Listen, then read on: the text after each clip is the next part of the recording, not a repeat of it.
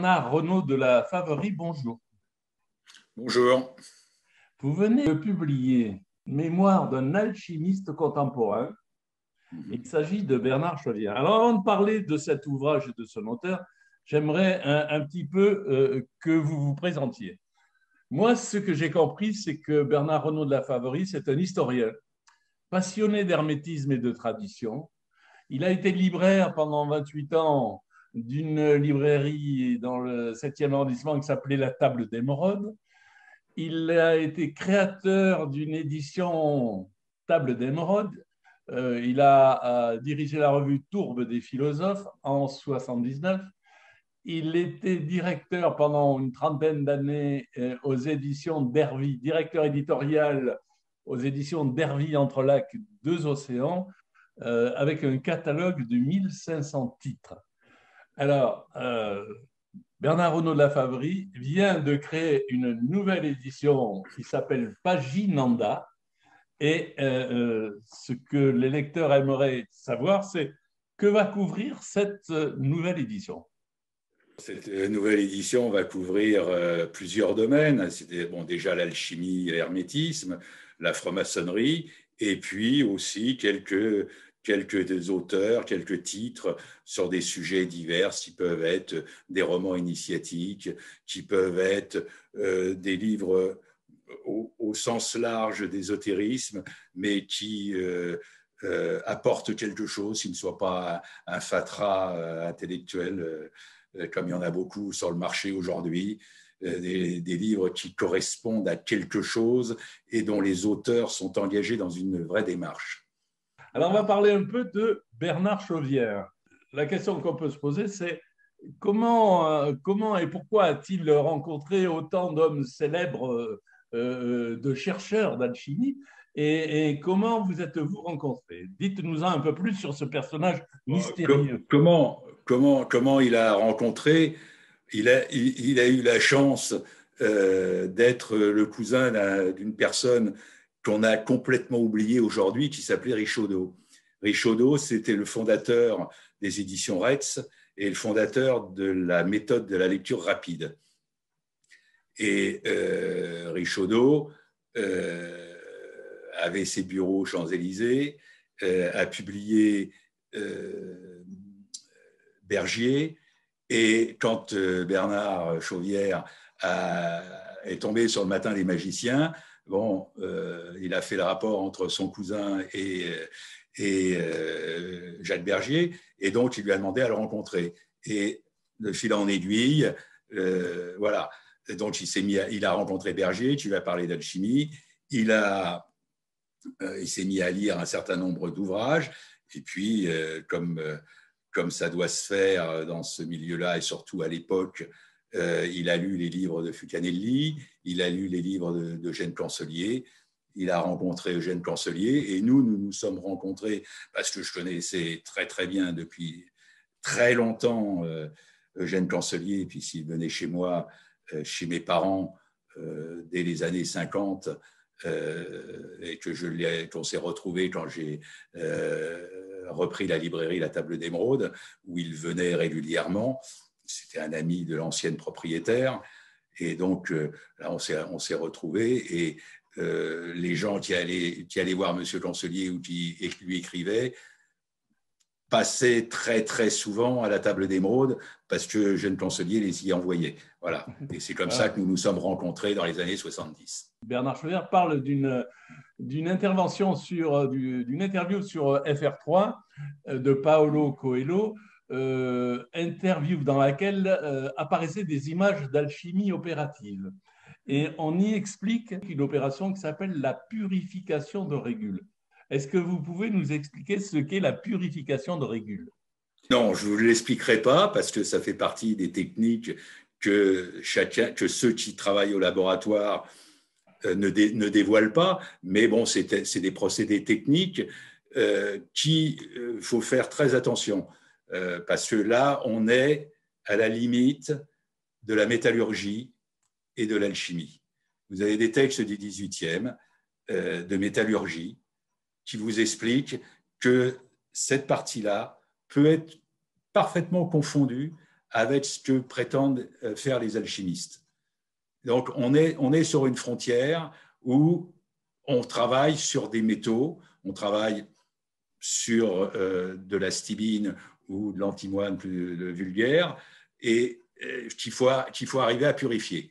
Voilà. Donc, et là, il y a tout un travail qui se fait, qui peut être un travail qui va aboutir à quelque chose de particulier et qui ne sera où l'esprit descendra, parce que en fait c'est l'esprit universel qui modifie les matériaux que l'on utilise et qui font que si l'esprit est vraiment descendu par des pratiques, par des manipulations bien précises, le matériau est devenu philosophique ou non. Il y a donc une rencontre entre la recherche et la nature. Absolument, indispensable.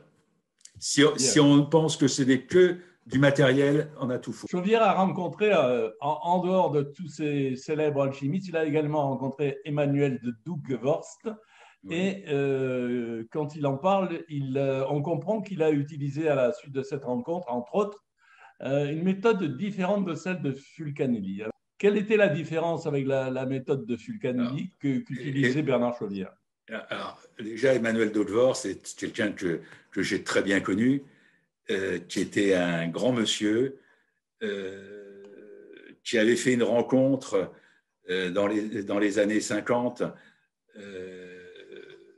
avec une personne qui s'appelle Louis Catio, qui a écrit un livre qui s'appelle Le Message retrouvé, qui a été préfacé par Lanza del Vasto dans sa première édition. C'était assez curieux, mais bon, il se trouve que je n'ai pas connu Catio parce qu'il était décédé, j'ai connu sa femme. Et Dubgevorst, la famille Dubgevorst est les frères, il y avait 3 frères. Les 3 frères travaillaient au laboratoire. Étaient passionnés d'alchimie, avec une bibliothèque excessivement importante. Et il a créé autour de lui, Emmanuel et Charles, ils ont créé autour d'eux des groupes qui sont d'une qualité intellectuelle et spirituelle assez remarquable. Alors, effectivement, Fulcanelli, les Canceliers travaillaient, selon ce que l'on peut comprendre, sur l'antimoine. Emmanuel Dubgevorst, d'après ce qu'on comprend dans ses écrits, que j'ai beaucoup publié, Emmanuel Dubgevorst dans la Tourbe, et puis j'ai publié sous la table d'émeraude 2 volumes de lui, il travaillait sur l'or. Donc, les matériaux de départ ne sont pas les mêmes. Voilà. Okay. Après, les processus sont un peu semblables, mais le matériau de départ n'est pas le même. Alors, la question qu'on peut se poser, c'est comment identifier les vrais et les faux alchimistes? Et en particulier, ce qui m'a un peu intrigué, pourquoi ces doutes, puisqu'il les cite, donc on peut les citer, pourquoi ces doutes de Bernard Chauvière sur Robert Ambelin, qui, par ailleurs, a été membre d'une quantité extraordinaire d'obédience maçonnique, et sur Buren-Steinhaus. Robert Ambelin, bon, on connaît son parcours dans tous les milieux maçonniques. Il va y avoir, elle est peut-être sortie, si elle n'est pas sortie, c'est incessant, il va y avoir un livre qui va sortir sur lui prochainement. Chez Tellet. Oui, voilà, c'est ça, oui. Et il y a en plus un diplôme de l'école pratique qui est en cours actuellement sur lui, avec des révélations qui feront peut-être grincer les dents dans certains milieux. Mais là n'est pas mon propos. Non, Ambelin évoluait dans les années 50, après-guerre, même un peu avant-guerre, du reste aussi, dans les milieux occultistes. Et bon, même s'il a publié À l'ombre des cathédrales, dans lequel il y a certaines choses intéressantes, mais qu'il avait trouvées, qu'il avait comprises à la rencontre d'un certain nombre de personnes de l'époque, même s'il a écrit L'alchimie spirituelle, qui est un très mauvais livre sur l'alchimie spirituelle, bon, effectivement, Bernard Chauvière n'a pas d'atome crochu avec Amblin. Burin-Sténaz, bon, et encore, j'ai limité beaucoup de choses dans ce livre parce que bon, ça ne sert à rien de faire de la publicité pour des gens qui n'ont aucun intérêt. Burin-Sténaz, quand on lit ses livres, ça n'a rien à voir avec de l'alchimie. Hein, il se prétend alchimiste, ça n'a strictement rien à voir. Bon, il détient ses quelques connaissances de quelqu'un qu'il a rencontré au Canada à une époque, qui a, je pense qu'il a très mal compris s'il a pu récupérer là-bas, et ça n'a...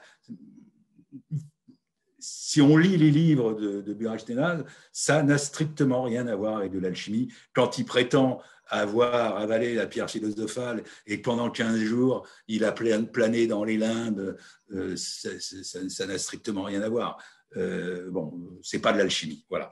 Et c'est pour ça, Bernard travaille au laboratoire depuis maintenant 25 ans, et je pense, comme un certain nombre d'autres personnes qui n'écrivent pas ou qui ont écrit, et qui peuvent se permettre de dire ce n'est pas la démarche qu'il faut avoir. Voilà. Alors, dans la démarche alchimique, il y a une branche qui s'occupe bien sûr de la transmutation des métaux et il y a une démarche spirituelle, mais il y a aussi une branche médecine universelle, la spagyrie. Oui. Quand certains passent à la télé pour dire que la spagyrie peut guérir la Covid, est-ce qu'on n'est pas un peu dans la démarche pratiquement de transhumanisme? L'escroquerie, la spagyrie ne peut pas. D'abord, bah, c'est pareil. Attention, la spagyrie, c'est la médecine universelle. Ça fait appel à l'esprit universel. C'est pas quelque chose, c'est pas des petits médicaments qu'on va préparer sur le coin de sa cuisine avec des plantes. Non, la spagyrie, c'est tout autre chose.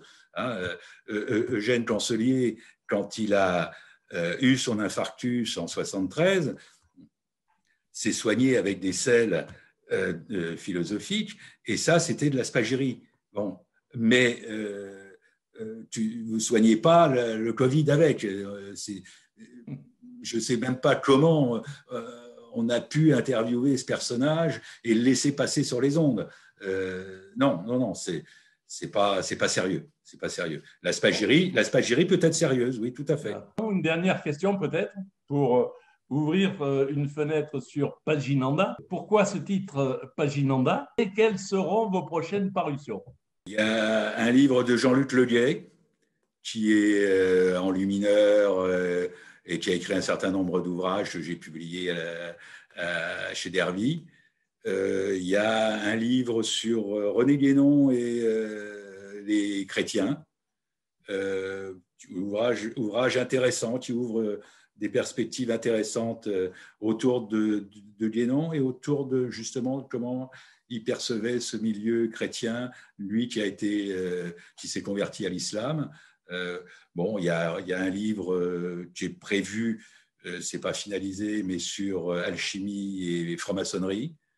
Voilà, il y a des projets. Paginanda, parce qu'il y a le mot page dedans. Et puis, c'était un déclinement avec un ami.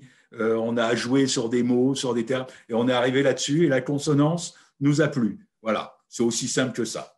Merci beaucoup pour toutes ces explications et peut-être un jour le plaisir de rencontrer Bernard Chauvière. Bah, bien sûr, oui, quand vous voulez. Hein. Quand vous voulez. Merci beaucoup. À bientôt. Au revoir.